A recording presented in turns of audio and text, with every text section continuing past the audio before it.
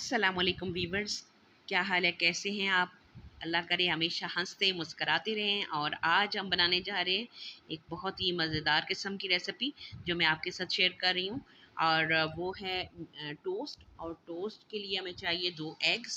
और दो तरह के हम टोस्ट बनाएंगे। और इसलिए हमने 2 बाउल रखे हुए हैं। एक में हम एक एक एग जो है वो एक एक बाउल में निकालेंगे पहले। और फिर जो है वो हम इनमें मीठे टोस्ट बना रहे हैं और उसके साथ नमकीन टोस्ट बना रहे हैं। और आप जो है वो अगर चाहें तो नमकीन वाले को स्पाइसी भी कर सकते हैं, जिस तरह से आपको अच्छा लगे आप उस तरीके से भी इसको मोल्ड कर सकते हैं रेसिपी को। और उसके साथ जो है अब हमने अपने एग्स जो है वो डाल लिए हुए हैं दोनों बाउल्स में। और अब इनमें चूँकि एक एक एग ले रहे हैं हम।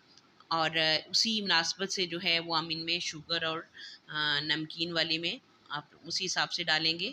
अब हम डाल रहे हैं 2 टेबलस्पून शुगर। जो टोस्ट हमने मीठे बनाने हैं उस बाउल में। और उसके साथ ही हम बिल्कुल हाफ से भी कम चुटकी जो है वो नमक डालेंगे साथ। और उसके साथ ही हम 2 डोंगे की स्पून्स जो हैं वो फ्रेश मिल्क डालेंगे। और ये हमारी दो एक हो गई। और अब हम दूसरी डालेंगे फ्रेश मिल्क।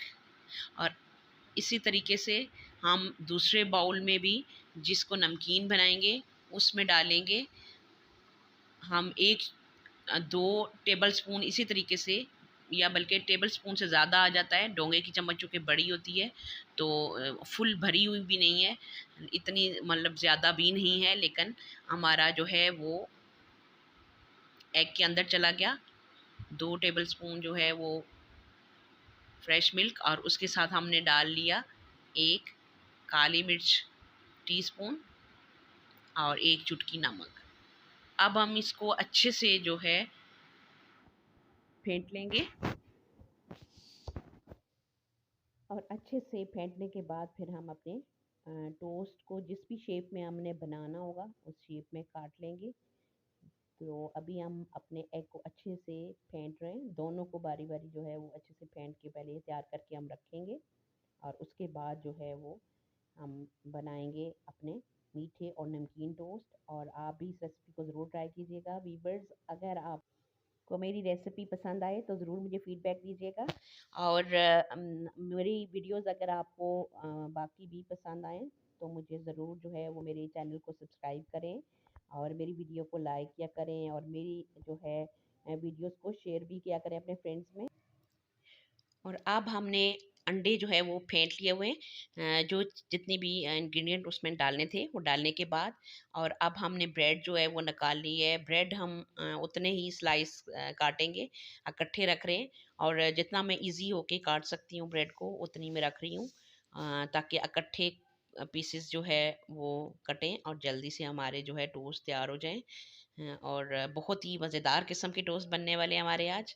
और अब हम इसके चारों तरफ से कॉर्नर को जो है वो काट लेंगे। और इस ब्रेड को हम वेस्ट नहीं करेंगे, बाद में हम इसको इस्तेमाल कर लेंगे। साथ इसको रखते जाते हैं काटने के बाद, और साइड पे कर लेंगे। और उसके बाद हम पीसीस को जो है वो अच्छे से जितना आपको पसंद हो, या मुझे जितना पसंद है मैं उतना काट रही हूँ पीस, और उस शेप में काट रही हूँ। और आपको जिस तरह की शेप्स पसंद हो उस शेप्स में आप काट के अपने लिए मज़ेदार किस्म के इस तरीके से टोस्ट आप तैयार कर सकते हैं। और आप जो है वो हमारे पीसेस जो है आलमोस्ट कटने वाले हैं। चूँकि ब्रेड बहुत ही सॉफ्ट होती है इसलिए बड़े हल्के से हाथ रख के एहतियात से काटना पड़ता है। और ये हमारे पीसेस जो है वो तैयार हो चुके हैं। अभी मैंने दूसरी तरफ पैन चढ़ाया हुआ था और उसको गरम कर लिया है। हल्का सा मैंने उसके ऊपर ऑयल डाला। और अब अच्छे से हम दोनों तरफ से हम डिप करके अपने मटेरियल में ब्रेड को जो है वो अच्छे से मूव करेंगे उसके अंदर। और उसके बाद मटेरियल अच्छे से लगाने के बाद हम ऑयल के ऊपर जो है वो डालते जा रहे हैं और अच्छे से इसको फ्राई कर लेंगे। आप देख लें, आपको जितना जो है क्रिस्पी करना हो अपना टोस्ट उसी हिसाब से करें, लेकिन हमेशा हल्की आंच पे टोस्ट को बनाएं ताकि अच्छा मज़ेदार बने, और जितना चाहें आप क्रिस्पी भी कर लें और वो जले नहीं, इतनी आंच में रखें। और मैं गोल्डन, लाइट गोल्डन से जो है वो कलर में फ्राई कर रही हूँ। बहुत ही मज़े के हमारे टोस्ट तैयार हो रहे हैं। और पहले मैंने मीठे जो है वो बनाए, और उसके बाद जो है वो नमकीन मैं तलूँगी। और बच्चों में, बड़ों में बहुत ज़्यादा जो है वो टोस्ट पसंद किए जाते हैं ब्रेकफास्ट में।